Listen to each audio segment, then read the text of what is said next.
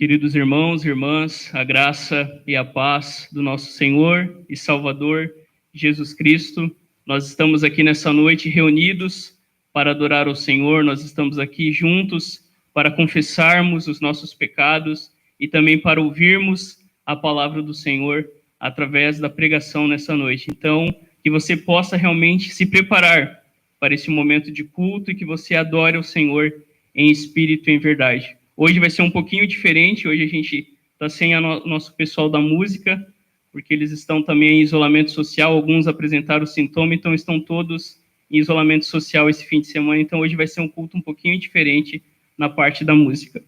A palavra de Deus, no Salmo 105, versículo 4, e o Salmo 119, versículo 68, nos diz assim: buscai o Senhor e sua força, buscai sempre a sua face. Tu és bom e fazes o bem. Ensina-me teus decretos. Eu convido você a ficar em pé e abrir a palavra de Deus no livro dos Salmos, no Salmo 16. O Salmo 16 é o texto que nós faremos a leitura nessa noite, é o texto que nos convida à adoração. Salmo, capítulo 16. A palavra de Deus nos diz assim: guarda-me, ó Deus, porque em ti me refugio. Digo ao Senhor, tu és o meu Senhor. Outro bem não possuo, senão a ti somente. Quanto aos santos que há na terra, eles são os notáveis, nos quais tenho todo o meu prazer. Muitas serão as dores dos que trocam o Senhor por outros deuses. Não oferecerei as suas libações de sangue, e os meus lábios não pronunciarão os nomes deles. O Senhor é a porção da minha herança e o meu cálice. Tu sustentas a minha sorte. As minhas divisas caíram em lugares agradáveis, e linda a minha herança. Bendigo o Senhor, que me aconselha, pois até durante a noite o meu coração me ensina. Tenho o Senhor sempre diante de mim, estando Ele à minha direita, não serei abalado. Por isso, o meu coração se alegra e o meu espírito exulta, até o meu corpo repousará seguro.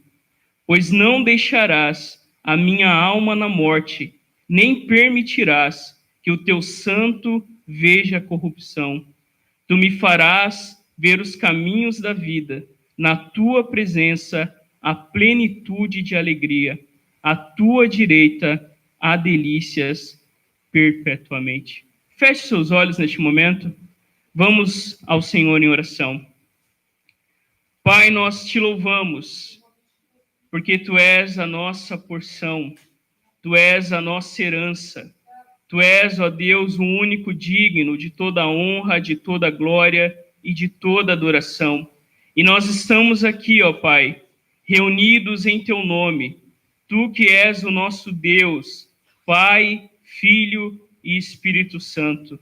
E nós estamos aqui, ó Deus, reconhecendo que somente no Senhor a vida, a alegria eterna, somente no Senhor nós depositamos a nossa confiança, porque no Senhor nós temos fortaleza, nós temos refúgio, nós temos vida, e nós te louvamos por isso, ó Pai. Por isso, pedimos que o Senhor receba a nossa adoração, o nosso louvor nessa noite, porque nós sabemos que é somente em Jesus que nós encontramos tudo o que precisamos. Por isso, Deus, receba a nossa adoração, receba o nosso louvor e fale aos nossos corações através da Tua palavra nessa noite. Nós te louvamos, porque Tu és o nosso Deus, Pai, Filho e Espírito Santo, que nos traz alegria, que nos traz paz, que nos traz o Teu reino sobre as nossas vidas. Receba, Deus, a nossa adoração, é a nossa oração em nome de Jesus. Amém. Louvemos ao Senhor através dessa canção Só em Jesus, que será projetada através do vídeo.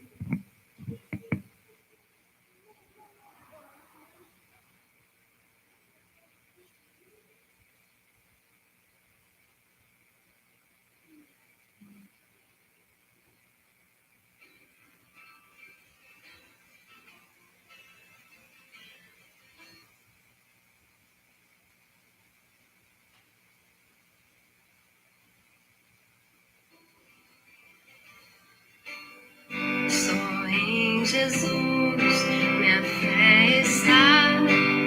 Ele é minha força, luz, canção, meu alicerce, pedra angular, firme em meio ao temporal.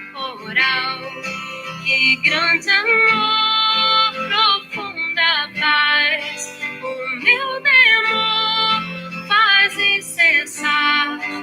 Consolador, meu tudo és, em teu amor descansarei. Só em Jesus que se encarnou, o grande Deus em um bebê, presente de justiça e amor, foi desprezado pelos seus. Naquela cruz Jesus morreu e satisfez o Santo Deus. Os meus pecados suportou, por sua morte vivo estou.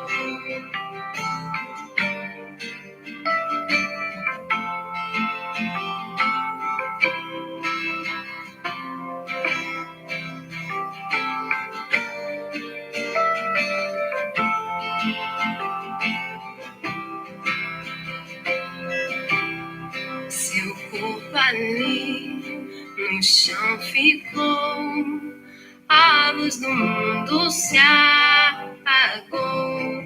Glorioso dia então rompeu, vivo ele está, ressuscitou, vitorioso Rei Senhor, do meu pecado me livrou, pois ele é meu e dele eu sou. Cristo seu sangue me comprou.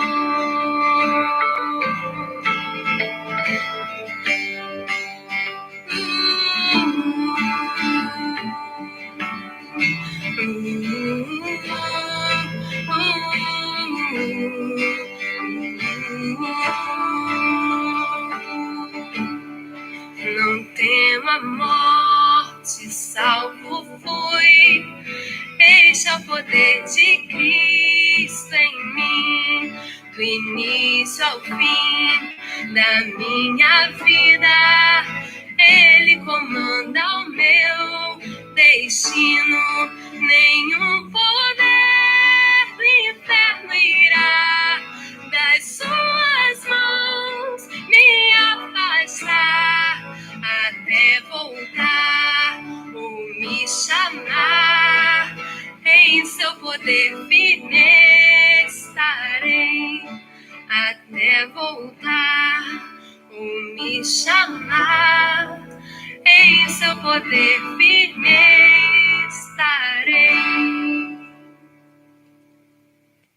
Que grande amor, profunda. Só em Jesus que nós encontramos vida. Eu convido você a se sentar neste momento. E esse é um momento também especial do nosso culto, quando nós confessamos os nossos pecados. E a palavra de Deus em Romanos, capítulo 8, versículo 26 ao 34, nos convida nessa noite a reconhecermos o quanto nós precisamos do Senhor. A palavra de Deus nos diz assim, Romanos 8, a partir do versículo 26 até o 34.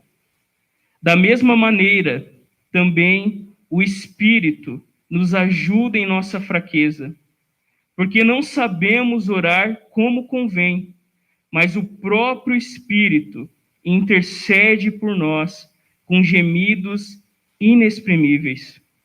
E aquele que sonda os corações sabe qual é a mente do Espírito, porque intercede pelos santos de acordo com a vontade de Deus. Sabemos que todas as coisas cooperam para o bem daqueles que amam a Deus, daqueles que são chamados segundo o seu propósito. Pois aqueles que Deus de antemão conheceu, ele também predestinou para serem conformes à imagem de seu Filho, a fim de que ele seja o primogênito entre muitos irmãos. E aos que predestinou, a esses também chamou, e aos que chamou, a esses também justificou, e aos que justificou, a esses também glorificou. Que diremos então, à vista dessas coisas? Se Deus é por nós, quem será contra nós? Aquele que não poupou o seu próprio filho, mas por todos nós o entregou, será que não nos dará graciosamente com ele todas as coisas? Quem intentará acusação contra os eleitos de Deus? É Deus quem os justifica. Quem os condenará? É Cristo Jesus quem morreu, ou melhor, quem ressuscitou, o qual está à direita de Deus e também intercede por nós. Eu convido você a fechar os seus olhos, a baixar a sua cabeça e a colocar a sua vida diante do Senhor. A palavra de Deus nos diz que nós não sabemos nem orar como convém, mas o Espírito nos ajuda em nossas fraquezas. A palavra de Deus nos ensina que Deus ele não poupou o seu próprio Filho, mas Cristo tomou a nossa culpa. E lá na cruz do Calvário, Jesus pagou o preço que nós deveríamos pagar. Cristo ele tomou os nossos pecados e nos deu a sua justiça. E ele morreu e ressuscitou para nos dar vida, vida eterna, vida abundante, vida nova. Por isso, confesse os seus pecados diante do Senhor. De forma silenciosa, vamos colocar as nossas vidas diante do Senhor, confessando a Ele os nossos pecados.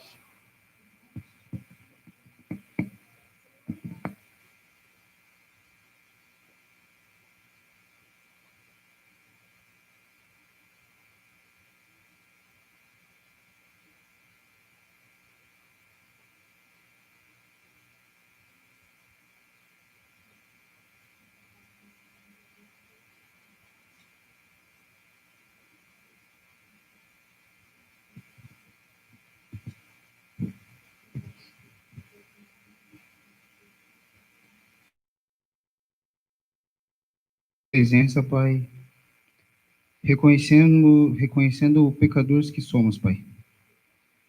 Sabemos que desde a Tua criação, Pai, a gente tem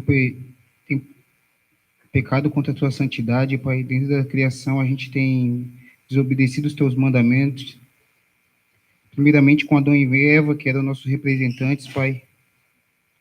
E a história mostra que toda vez a gente tem pecado contra Ti, Senhor.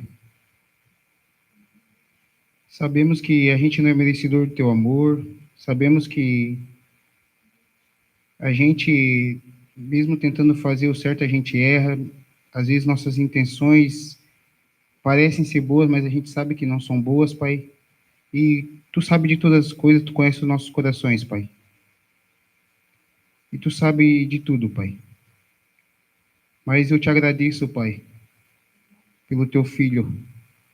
Eu agradeço pela Tua bondade em mandar o Seu único Filho, o próprio Deus, morrer na cruz por nós, Pai. Eu agradeço pela Tua graça, agradeço pelo Teu amor, porque o que a gente poderia oferecer para um Deus santo, um Deus perfeito? Nada. mas o próprio Deus, em sua bondade, entregou o próprio Filho por nós. O próprio Deus carregou nossos pecados e morreu numa cruz, sem merecer. Então, eu te agradeço, Pai, pela tua misericórdia, te agradeço pelo teu amor e peço perdão, Pai. Peço perdão porque todo dia temos falhado contra a tua santidade, todo dia temos pecado contra ti, Pai. Agradeço pelo teu Santo Espírito, Pai, que está aqui conosco e que tem nos ajudado, nos santificado, Pai, que a gente possa estar melhorando. Em nome de Jesus, amém.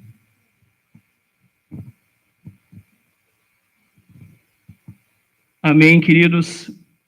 Que você possa ter certeza do amor do Senhor, o amor dele que nos perdoa, o amor deles que nos dá sempre uma nova chance, porque Cristo, como o Leandro orou, ele morreu em nosso lugar para nos dar nova vida. Então, que isso encha o seu coração de alegria, porque a palavra de Deus nos ensina exatamente isso.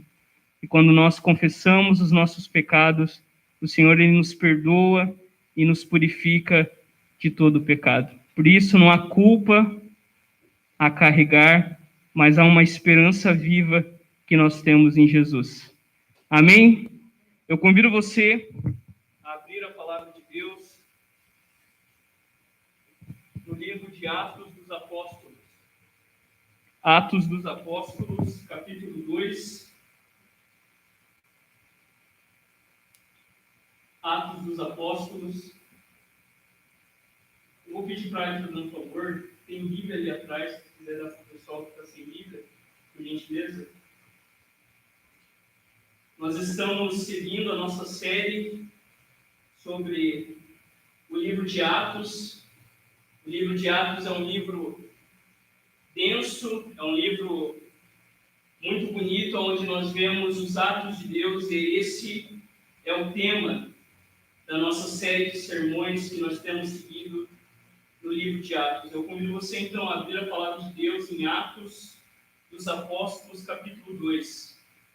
Atos fica no Novo Testamento, depois de Mateus, Marcos, Lucas, João, a gente encontra aí o livro histórico de Atos dos Apóstolos. Todos encontraram? Atos dos Apóstolos, capítulo 2, e nós faremos a leitura hoje a partir do versículo 22 até o 33, tendo como tema cumprimento. A palavra de Deus nos diz assim, em Atos, capítulo 2, do versículo 22 ao 33. Israelitas, escutem o que vou dizer.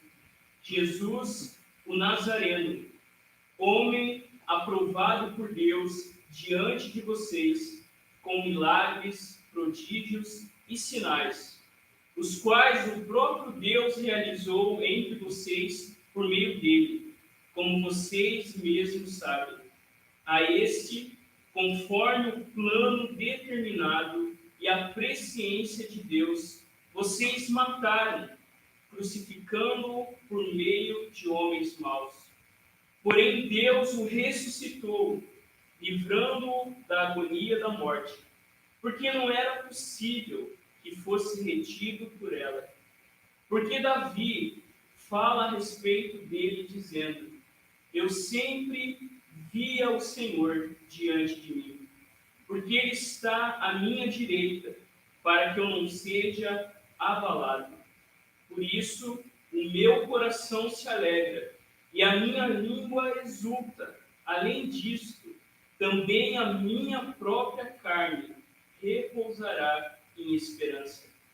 Porque não deixarás a minha alma na morte, nem permitirás que o teu santo veja corrupção.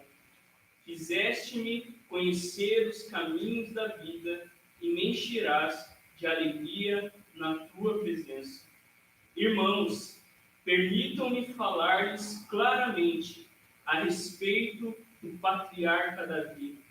Ele morreu e foi sepultado, e o seu túmulo permanece entre nós até hoje. Sendo, pois, profeta, e sabendo que Deus lhe havia jurado que um dos seus descendentes se assentaria no seu trono, prevendo isto, referiu-se à ressurreição de Cristo, que nem foi deixado na morte, nem o seu corpo experimentou corrupção. Deus ressuscitou este Jesus, e disto todos nós somos testemunhas. Exaltado, pois, à direita de Deus, tendo recebido do Pai a promessa do Espírito Santo, derramou isso que vocês estão vendo e ouvindo. Essa é a palavra do Senhor. Feche seus olhos. Santo Deus, te louvamos, ó Deus, pela tua palavra.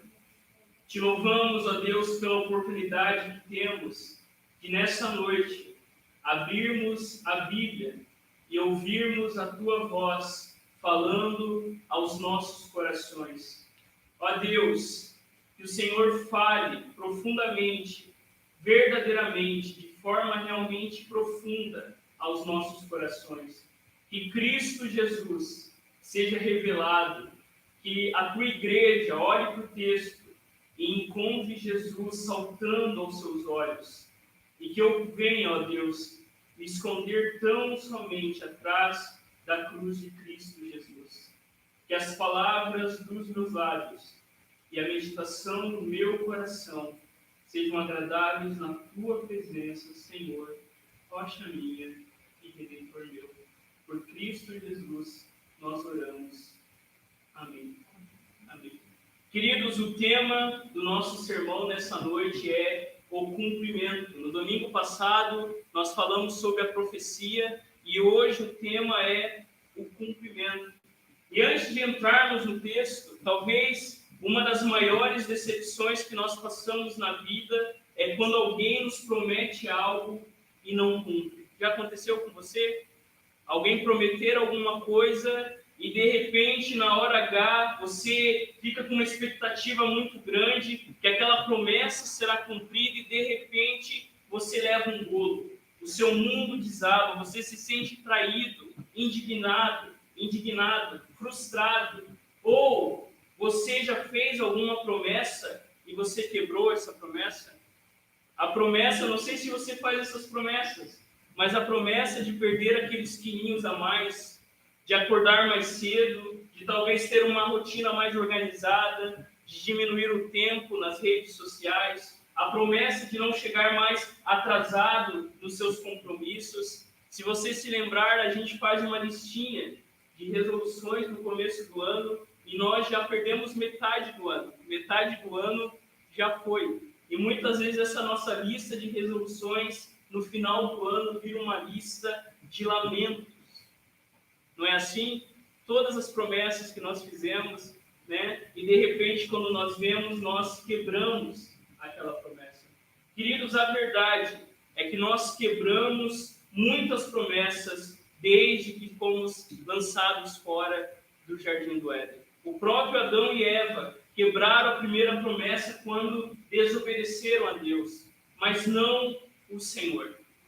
Nós quebramos as promessas, mas Deus é aquele que cumpre as suas promessas. O que Deus fala, querido e queridas, Deus cumpre. As promessas do Senhor são verdadeiras e Deus jamais quebrou as suas promessas. E a maior de todas as promessas que Deus fez a nós foi enviar um Salvador. A maior promessa de todas as promessas, Deus prometera um Salvador que viria nos salvar. E cada personagem da história bíblica, desde Adão, passando por Abel, por Abraão, por Moisés e por Davi, almejava um Salvador perfeito.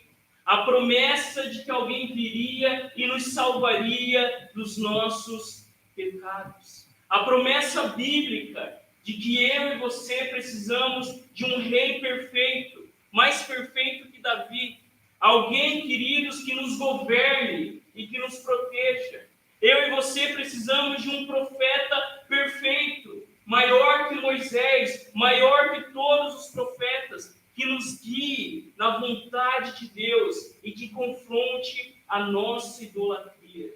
E nós precisamos de um sacerdote perfeito, mais perfeito do que os descendentes de Arão, um sacerdote que nos reconcilie com Deus e que intercede em nosso favor diante do Senhor. Queridos, a ideia central de tudo que eu vou falar, o que você não pode esquecer amanhã de manhã, é que Deus, ele cumpriu a sua promessa. Cristo foi entregue para morrer pelos nossos pecados. Cristo ressuscitou para a nossa salvação. E hoje, Cristo reina sobre todas as coisas e faz de nós testemunhas do seu reino. Nós veremos nesse texto, querido, que os homens, eles mataram o Senhor, mas o Senhor fez do pior mal o maior bem. Olhe no texto, fique com a sua Bíblia aberta. A primeira verdade que nós vemos, queridos, é que Deus cumpre a sua promessa entregando o seu Filho. Pedro nos diz no texto: israelitas, escutem o que vou dizer. Jesus, o Nazareno, homem aprovado por Deus diante de vocês, com milagres, prodígios e sinais, os quais o próprio Deus realizou entre vocês por meio dele, como vocês mesmos sabem. O apóstolo Pedro, após explicar a promessa, os irmãos lembram do domingo passado, após Pedro confrontar aquela multidão que pensava que eles estavam bêbados, mas o que estava acontecendo era a descida do Espírito Santo sobre a igreja. Agora, diante daquela multidão perplexa, Pedro, queridos irmãos e irmãs, coloca os olhos daqueles homens em Jesus Cristo. Pedro agora coloca os olhos e o coração daquele povo na pessoa de Jesus. E o sermão de Pedro, assim como cada sermão, de vários sermões que nós temos em Atos, o centro de todo o sermão é a pessoa de Jesus Cristo. Se você for ver as pregações de Pedro, as pregações de Paulo, a pregação da igreja, o centro, o fundamento, a coisa principal é expor Jesus diante dos olhos das pessoas. E Pedro, então, queridos, ele coloca os olhos daquela multidão em Jesus. E Pedro, ele se dirige de forma específica ao povo de Israel. Observe no texto. Pedro agora confronta os israelitas. É isso que nós estamos vendo aqui. De maneira específica, Pedro agora se volta para os judeus. E Pedro está dizendo: olha, prestem atenção, israelitas. Prestem atenção, o povo de Deus, vocês que carregam a lei de Deus, vocês que foram o povo escolhido por Deus para manifestar o seu poder, ouçam o que eu vou dizer. Pedro, queridos, ele confronta os religiosos. Pedro, ele confronta os judeus que achavam que eram justificados e aprovados por Deus pelo que eles faziam e não por aquilo que Deus havia feito no lugar deles. Pedro agora confronta homens e mulheres que não estavam entendendo que Deus justifica homens e mulheres por pura graça, mediante o sacrifício de Jesus. Porque sempre foi por graça, sempre foi pela graça. Às vezes a gente tem aquela ideia errônea de achar que o Antigo Testamento é a lei e o Novo Testamento é a graça. Mas o que Hebreus nos ensina? Hebreus nos ensina, queridos irmãos, que Noé, que Abraão, que Abel, todos os homens e mulheres que andaram com Deus foram justificados por meio da fé, por meio da graça de Deus. E o evangelho cristão são as boas novas a respeito de um judeu.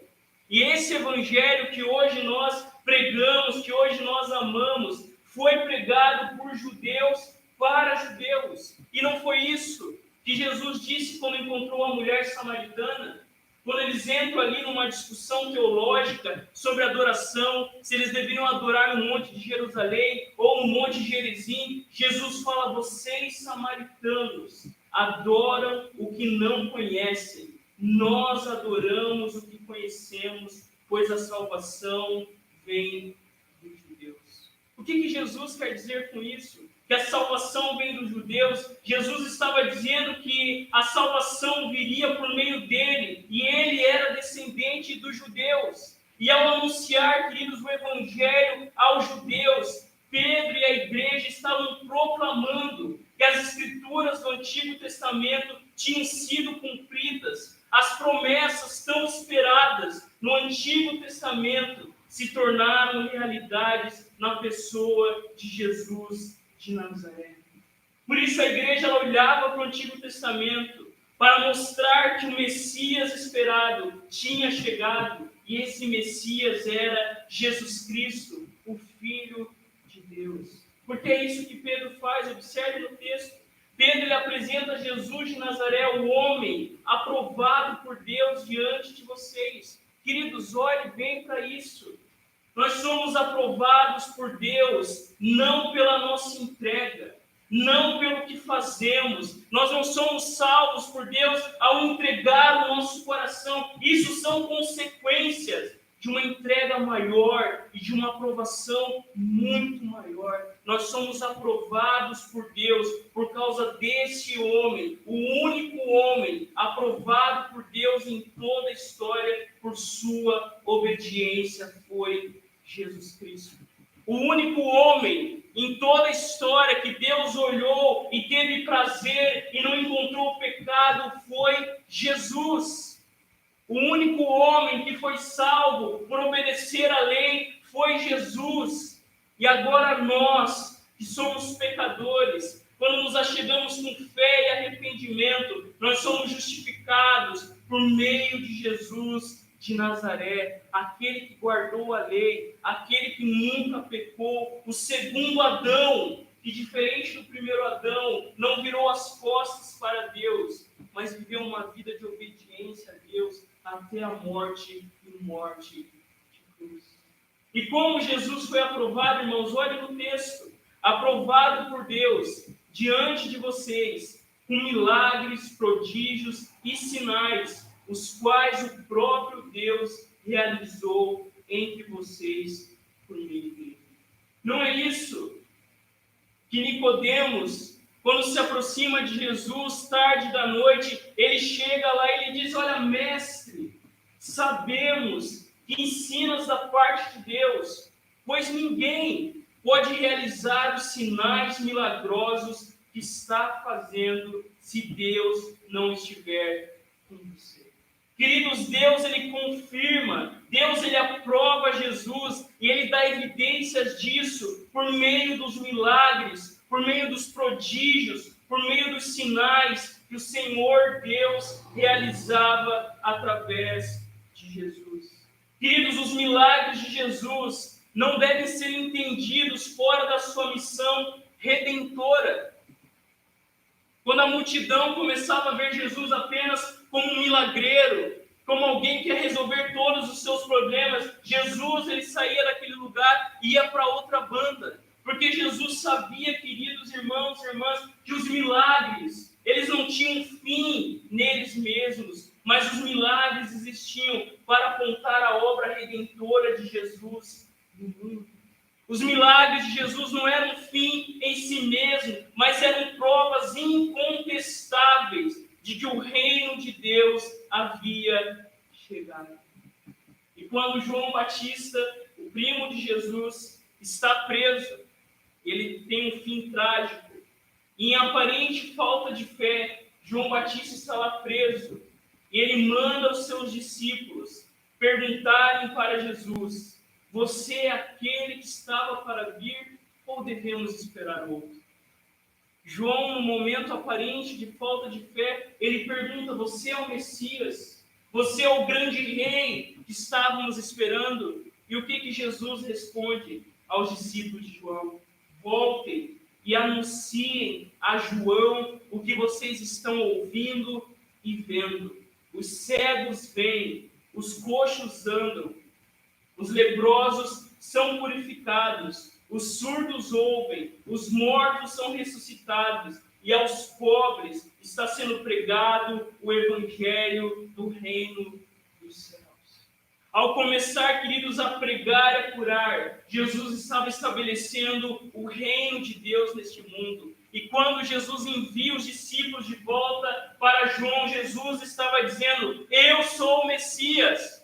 Vejam o que eu estou fazendo, o que eu estou realizando. Deus aprova Jesus como Salvador e Deus entrega o seu Filho como nosso Redentor. E Pedro, queridos, ele apela à memória dos ouvintes. Ele diz no texto: como vocês mesmos sabem. Pedro estava lembrando o que tinha acontecido poucos dias antes.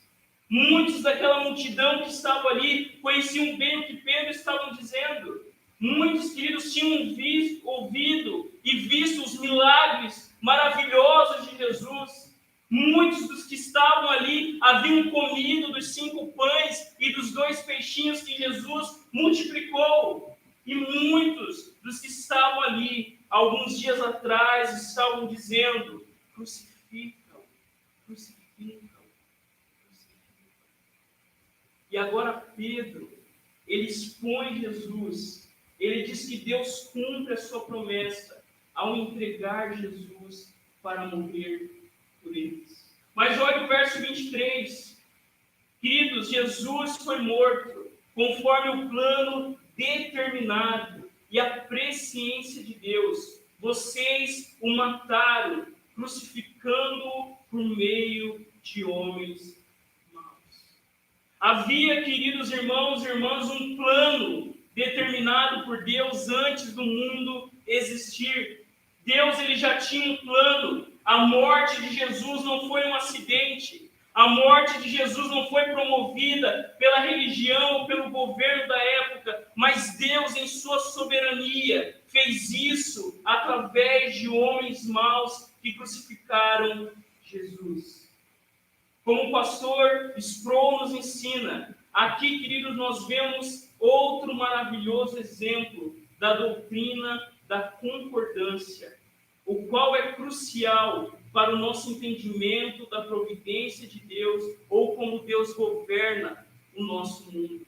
Quando Deus realiza a sua vontade, ele trabalha em, através e pelas decisões reais de pessoas reais. E é isso que Pedro está dizendo aqui. Pedro está dizendo: vocês mataram o Senhor, vocês tentaram destruir Jesus, vocês tentaram acabar com o movimento que Jesus estava dizendo. Quando ele disse que ele era Deus, vocês tentaram matar Jesus, vocês tentaram destruir Jesus. Mas no processo, Deus estava cumprindo a sua vontade eterna. Homens maus mataram o Senhor. Na verdade, queridos, nós matamos o Senhor. Foram os nossos pecados que mataram Jesus. E Pedro agora se volta para os israelitas e diz que Deus, ele cumpriu a sua promessa ao entregar Jesus para ser morto por meio de homens. E agora Pedro oferece a vida de Cristo para os assassinos de Cristo, que preferiram, lembram os irmãos, Barrabás, o assassino, o ladrão, o que tinha feito coisas terríveis, mas eles gritaram: solte Barrabás e mate Jesus. E a grande verdade, queridos, nós éramos o Barrabás dessa história. Fomos nós que matamos o Salvador. Mas Pedro agora diz que tudo isso era um plano de Deus desde a eternidade. Queridos, Deus, ele entregou o seu Filho em nosso lugar. Mas olha no texto, entre os versículos 24 e 28, nós vemos uma segunda verdade. Queridos, Deus, ele entregou o seu Filho à morte, mas Deus também cumpre a sua promessa, ressuscitando Jesus Cristo. Queridos, do pior mal, o Senhor fez o maior bem. Assim como os irmãos lembram na história de José, Quando José, ele perdoa os seus irmãos que o venderam como escravo no Egito, e os irmãos todos medrosos, com medo, achando que José ia mandar passar a espada em todo mundo, e José responde a eles: não tenho medo. Será que eu estou no lugar de Deus? Vocês, na verdade, planejaram mal contra mim, porém Deus tornou em bem para fazer como vocês estão vendo agora, que se conserve a vida de muita gente. Portanto, não tenho medo. Eu sustentarei vocês e os seus filhos. E assim José consolou e falou ao coração dos seus irmãos. Queridos, Deus, ele ressuscita Jesus. Deus, ele faz do pior mal, do pior crime que a humanidade cometeu, que foi matar um homem inocente, um homem sem pecado. A perversidade humana mata Jesus, mas Deus planeja salvar os perversos por meio da morte de Jesus. Olha no texto, os homens mataram Jesus, porém Deus o ressuscitou, livrando-o da agonia da morte, porque não era possível que fosse retido nela.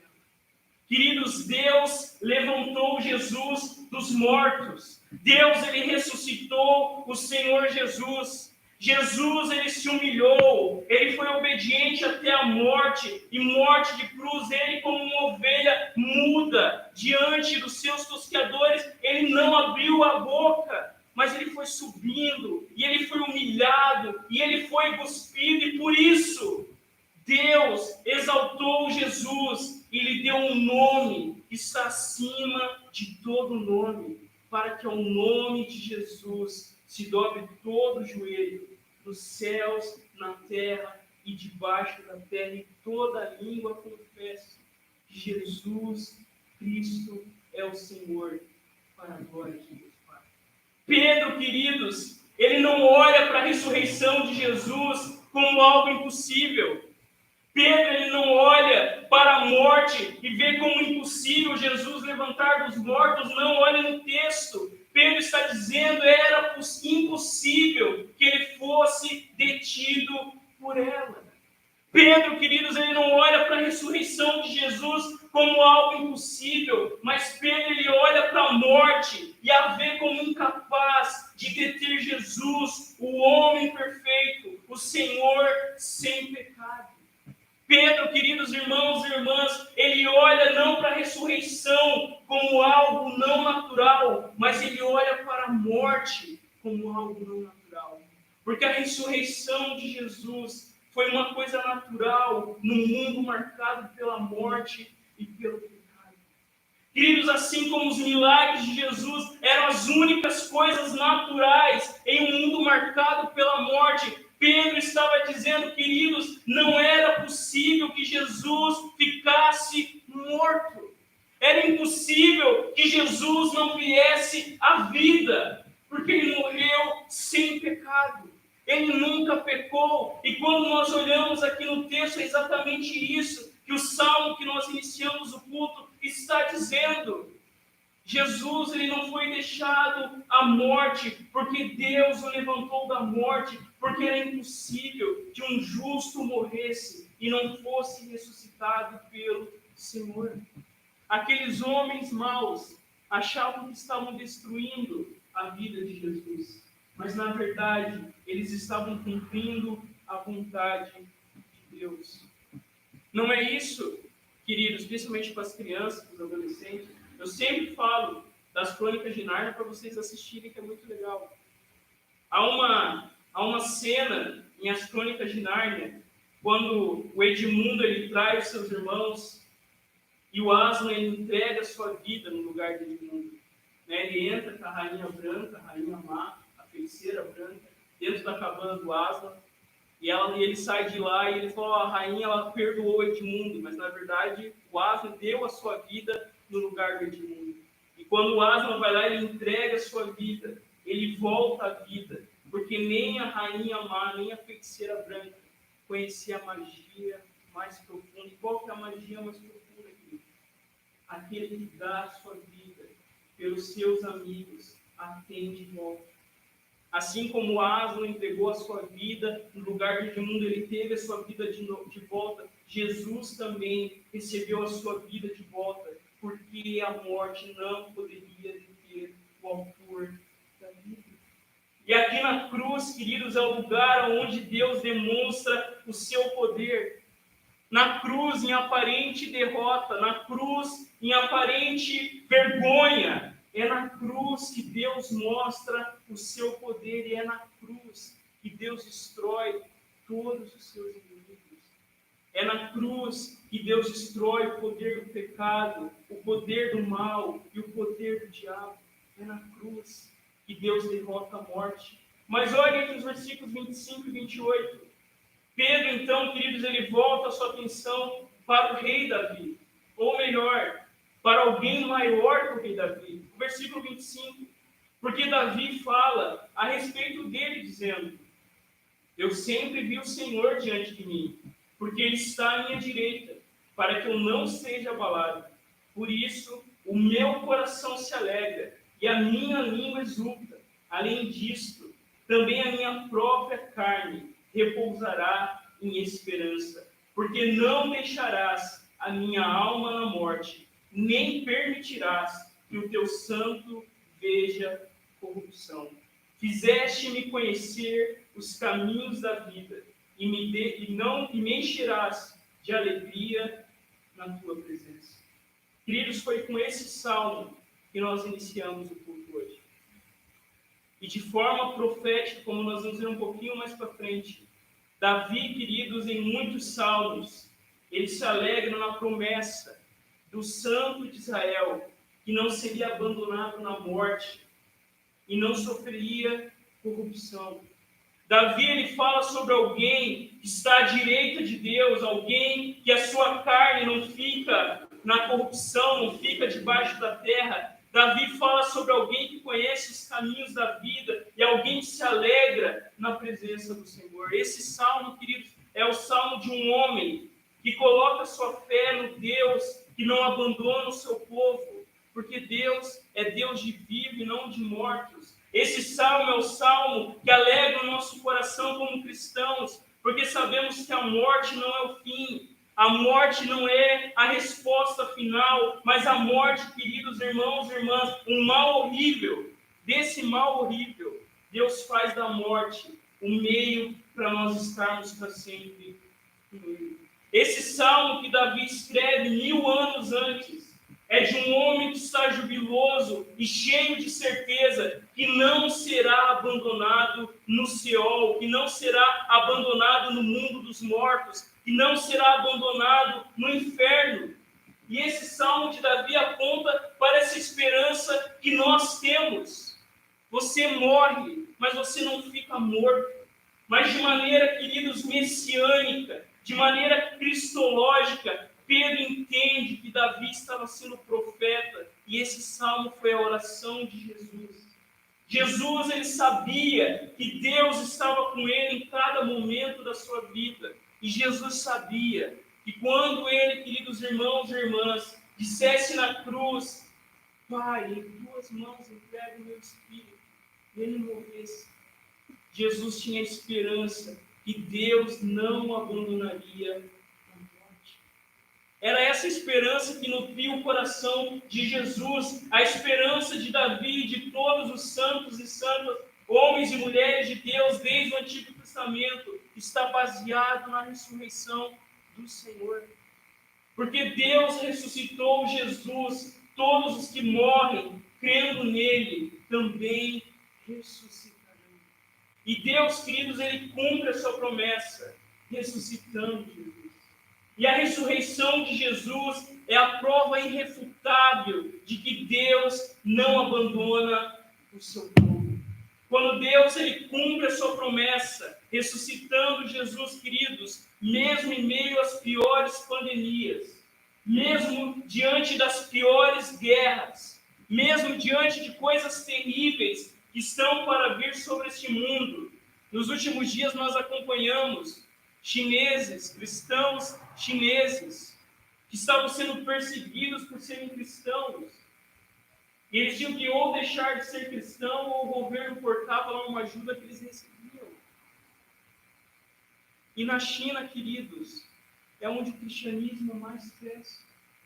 Hoje tem mais gente adorando a Deus na Ásia e na China, fica na China, do que na Europa, que é o berço do cristianismo. Queridos irmãos e irmãs, a ressurreição de Jesus, o seu triunfo e a sua vitória já destronaram o poder do mal. Porque Jesus ressuscitou, a sua igreja também ressuscita.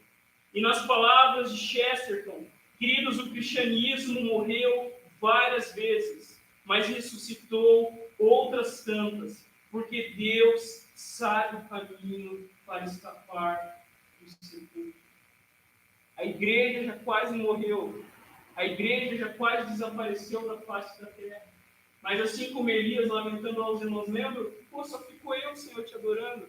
E Deus fala, não, existem muitos outros que não se dobraram diante de Baal. Queridos irmãos e irmãs, nós temos um Deus que conhece o caminho para escapar do sepulcro. Por isso, nós podemos ter a esperança. A esperança de que Deus continua cuidando do nosso mundo. Mas olhe no texto, a nossa terceira e última verdade, entre os versículos 29 e 33. Deus, ele cumpre a sua promessa, entregando o seu Filho, ressuscitando o seu Filho e exaltando o seu Filho, Jesus Cristo. Pedro, queridos, ele não quer nos deixar com dúvidas. Ele quer falar claramente, observe no texto, irmãos, permitam-me falar-lhes claramente a respeito do patriarca Davi. Davi morreu e foi sepultado, e o seu túmulo permanece entre nós até hoje. Queridos, havia uma promessa de um reino sem fim. Desde o Éden, houve uma rebelião no reino de Deus.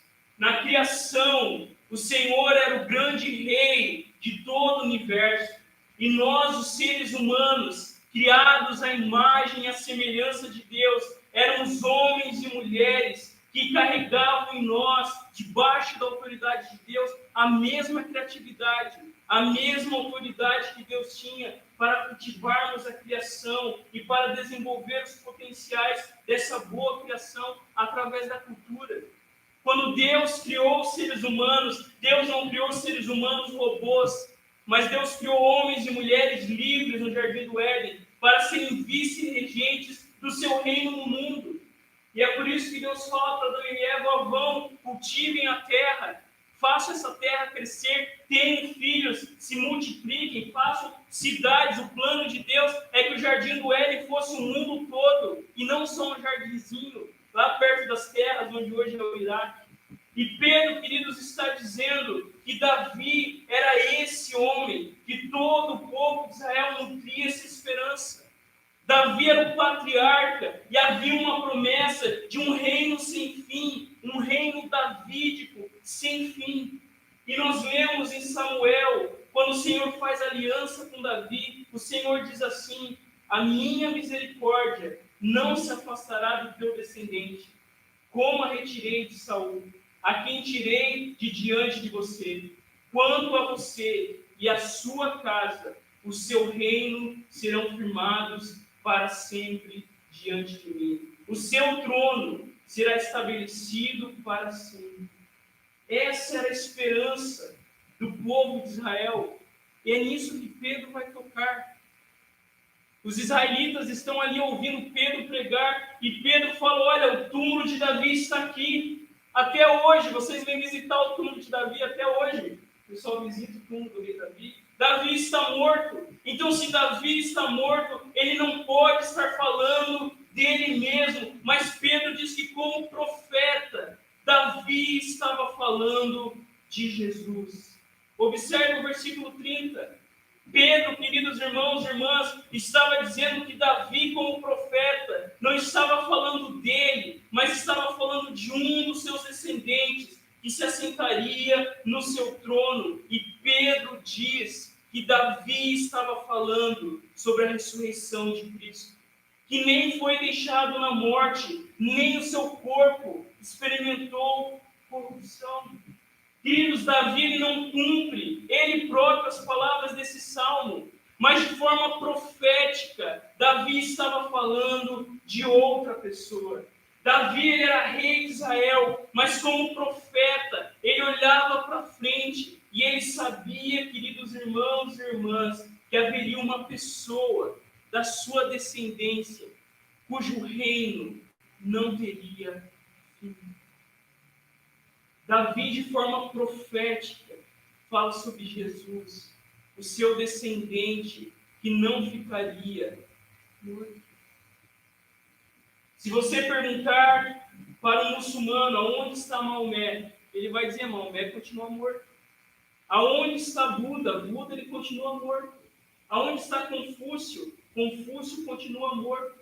Porque todos esses líderes vieram, irmãos e irmãs, para ensinar o que você deve fazer. Jesus não veio primeiramente para nos ensinar o que fazer. Jesus veio para morrer no nosso lugar.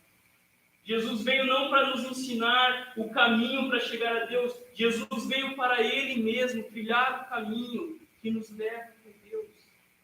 Todos esses, assim como Davi, estão mortos.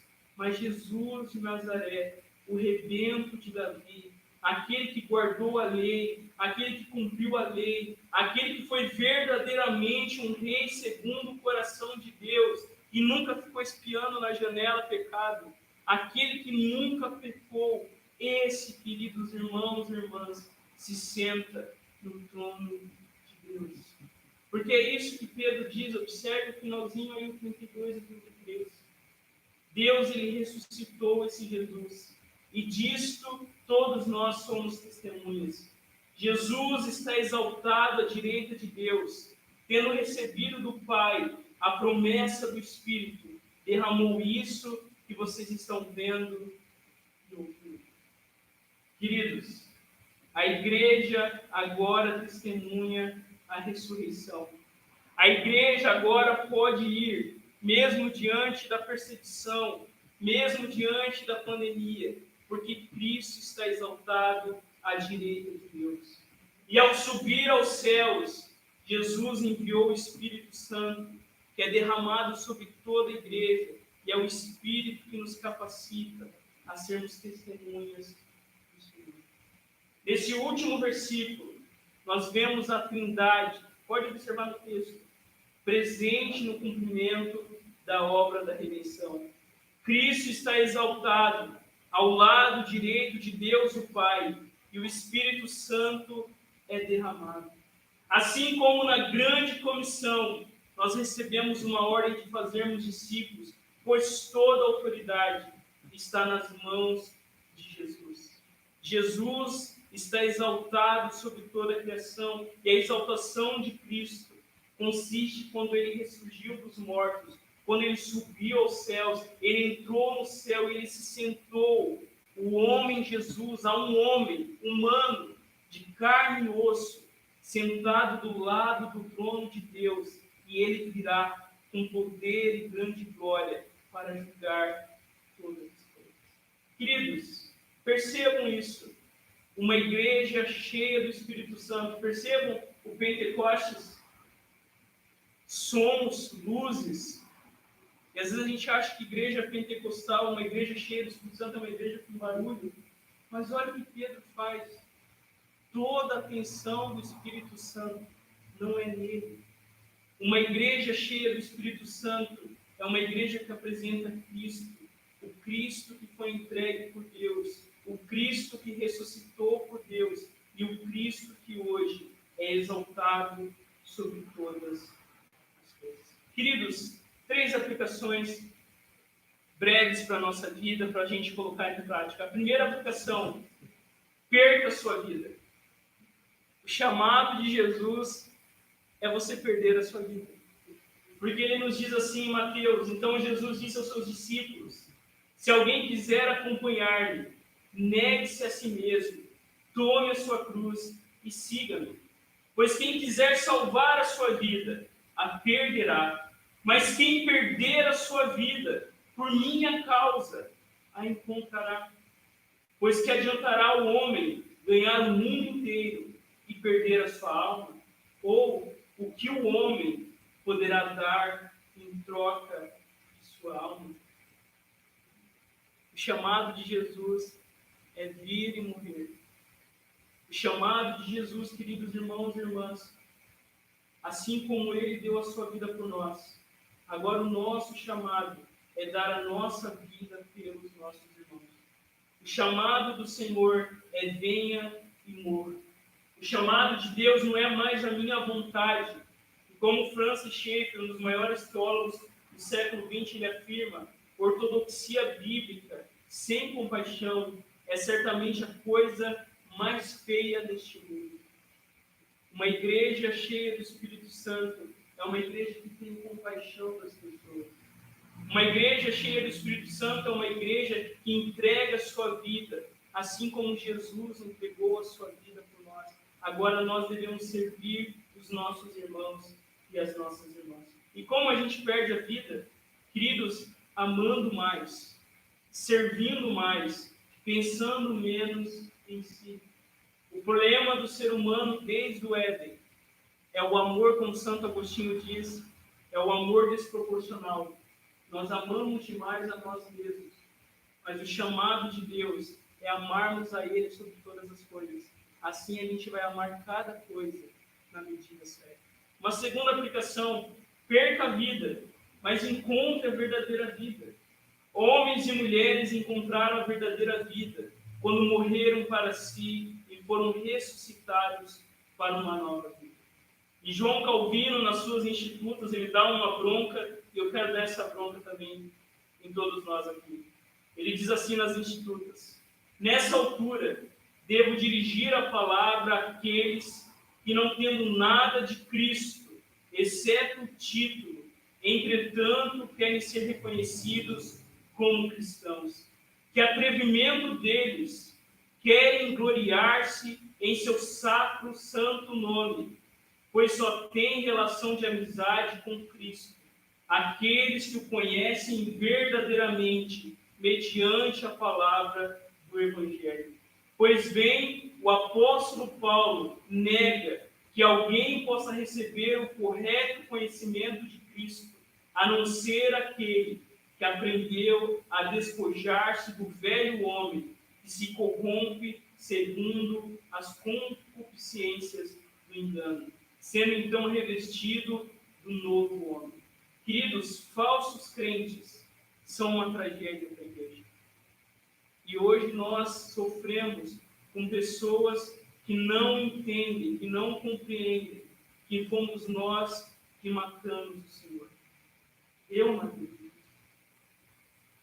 E quando eu estou vivendo a minha vida de forma medíocre, quando eu estou vivendo a minha espiritualidade, quando eu desprezo a igreja, eu posso vir à igreja ou não venho. O pastor chama para conversar e não vem conversar. Eu só estou dando evidências de que alguma coisa está errada comigo. Porque verdadeiros crentes apresentam fé e arrependimento. E Cristo, ele oferece perdão aos seus assassinos e traidores. E quando nós olhamos para a cruz, nós somos constrangidos a mudar de nome ou mudar de vida. Porque é impossível permanecer o mesmo depois de receber Jesus no coração. E uma terceira aplicação, queridos, seja uma testemunha. Esse é o teu chamado. A mensagem da Bíblia é Jesus. A mensagem da Bíblia é que Jesus é o Senhor. Jesus, ele é o Senhor do universo. Jesus, ele é o Senhor da história. Jesus, ele é o Senhor da igreja. Cristo está no centro de todas as coisas. E como nós falamos, Pedro, ele não joga luzes sobre o evento em si, sobre as luzes e os sons no dia de Pentecostes, mas Pedro se junta com a igreja e testemunha, queridos, a morte, a ressurreição e a exultação do Senhor Jesus. Nessa noite, assim como Pedro confronta aquele povo, eu e você também somos confrontados.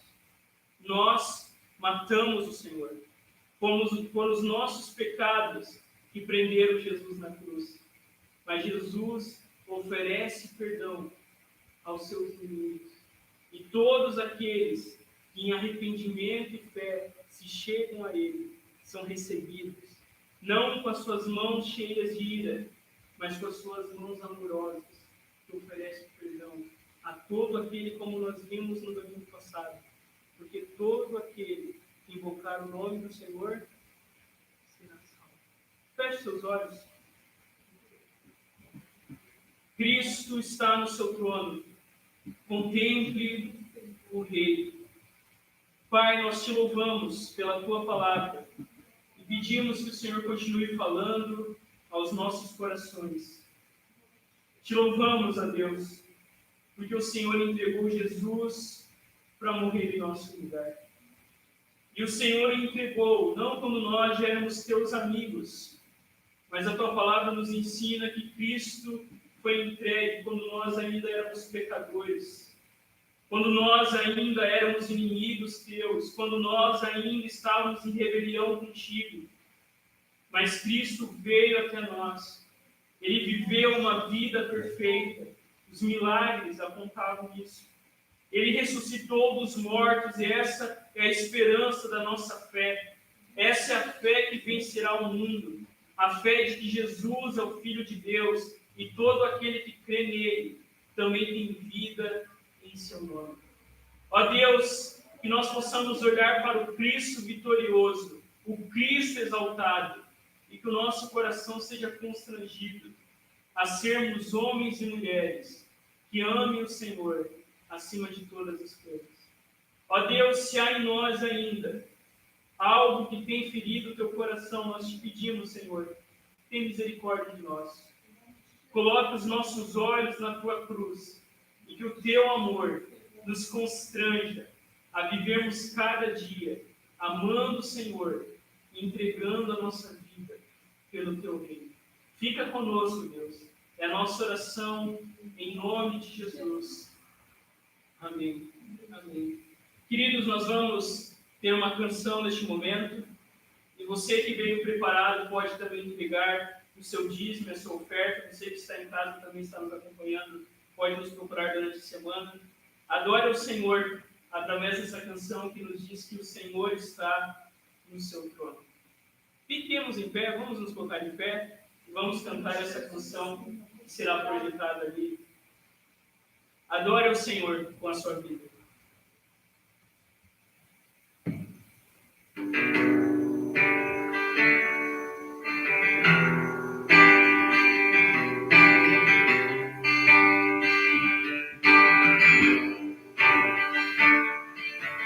Quem formou as ondas ao falar? Quem contou a areia do mar? Reis e povos tremem com sua voz, criação de adoração. Pra Deus, em seu trono está, venham adorar. Contemplar o Rei, incomparável é, venham adorar.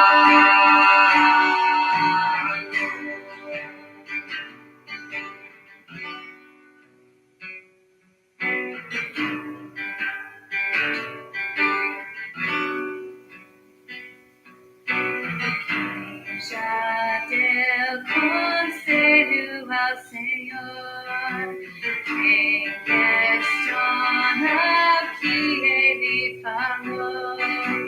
Quem é sábio para ensinar a Deus? Quem compreende a sua majestade?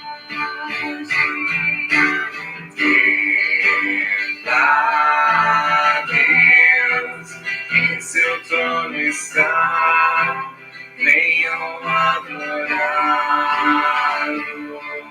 Contemplar o Rei, incomparável é, venham adorar.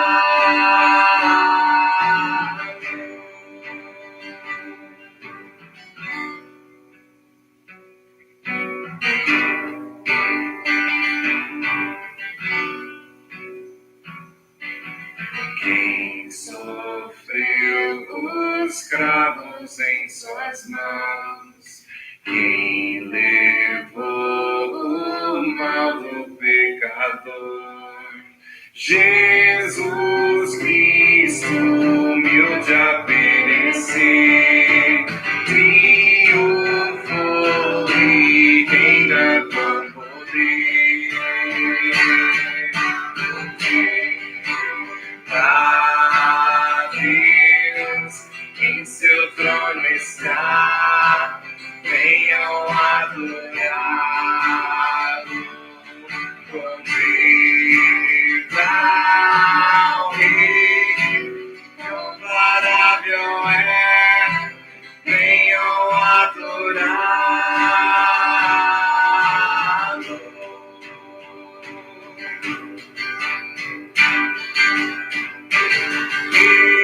Reinarás pra sempre,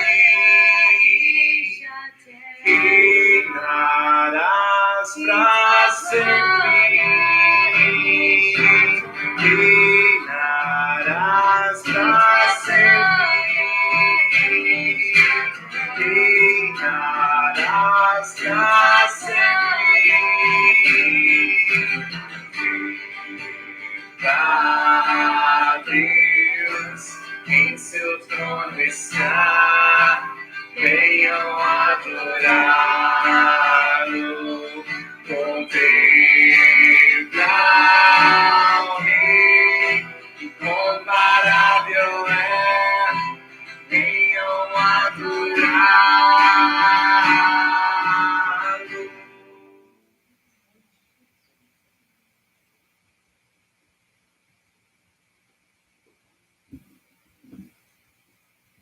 Feche os olhos.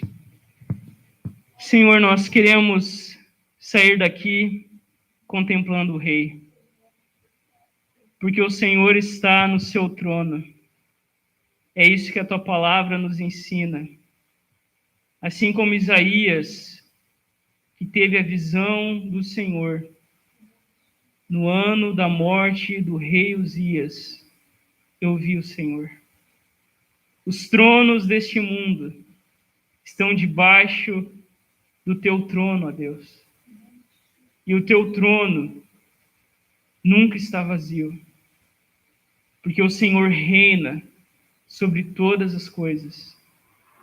E todo joelho se dobrará, e toda língua confessará que Jesus Cristo é o Senhor, para a glória de Deus Pai. Que cada dia, nessa semana, os olhos do teu povo estejam sobre este trono, aonde o Senhor está, sentado e exaltado, reinando sobre todas as coisas e cuidando do teu povo a cada dia. Nós te louvamos pelo teu amor e somos dispensados nessa noite, orando a oração que o Senhor nos ensinou, dizendo: Pai nosso que estás nos céus, santificado seja o teu nome, venha o teu reino, seja feita a tua vontade, assim na terra como nos céus.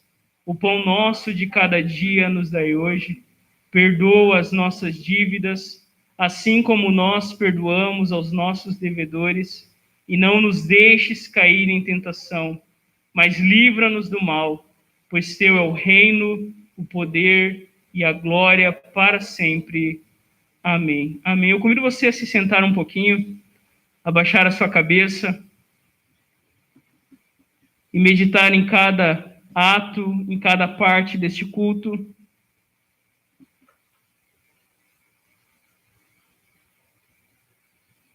E a palavra de Deus nos diz assim, Efésios, capítulo 2, 19. Assim, vocês não são mais estrangeiros, nem imigrantes. Pelo contrário, vocês são concidadãos dos santos e membros da família de Deus. Que você saia dessa noite daqui com essa esperança de que eu e você não somos estranhos, mas quando nós nos achegamos a Jesus, Ele nos faz sermos membros da família de Deus, aonde Ele é o nosso irmão mais velho e Deus é o nosso Pai de amor que cuida de nós a cada dia. Que Deus abençoe a sua vida, que Deus abençoe a sua semana. Em nome de Jesus, vamos na paz do Senhor.